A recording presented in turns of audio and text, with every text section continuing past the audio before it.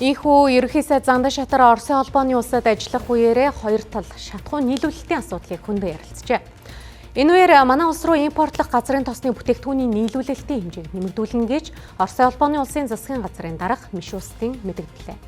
За хэдийгээр Оросын холбооны улс шатхуун автобензиний экспорттоо тодорхой хязгаарлалт хийж эхэлсэн хэдий ч энэ зохицуулалт нь Монгол улсад хамаарахгүй гэдгээ дахин илэрхийлжээ.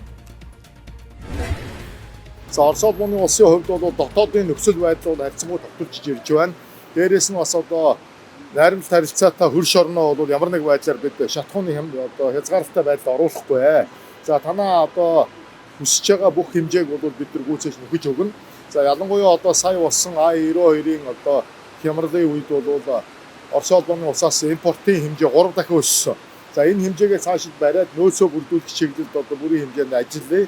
За А92 автобензин, за бусад төрлийн бензинүүд ялангуяа онгоцны түлш, за тэгээд дизель түлшний одоо манай өсөн нэмж байгаа хэрэгцээг бүрийн хэмжээнд хангаж чаднаа. Энийг одоо биелүүлнэ гэдгээ одоо Оросын талаас мэдгдлээ. За уулзалтанд Газпром, Татнефть, мөн Роснефть компани төлөөлөлүүд одоо бүрэн бүрэлдэхүүнээ оролцож одоо манай асуудлуудыг ярьлаа.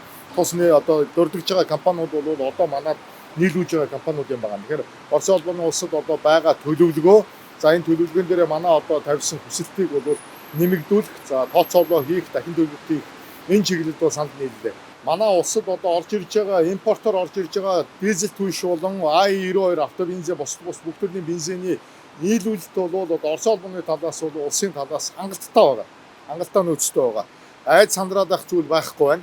За ер нь бол нэг хагасаан бүтэнсэнд нэг агуулгууд амардгаас шалтгаалаад нэг өдөрт нэг энэ шатхуун түгээх станцуудын одоо дуусан шатхуун түгээх станцуудын тоо жоохон өсчөөд идэгэн.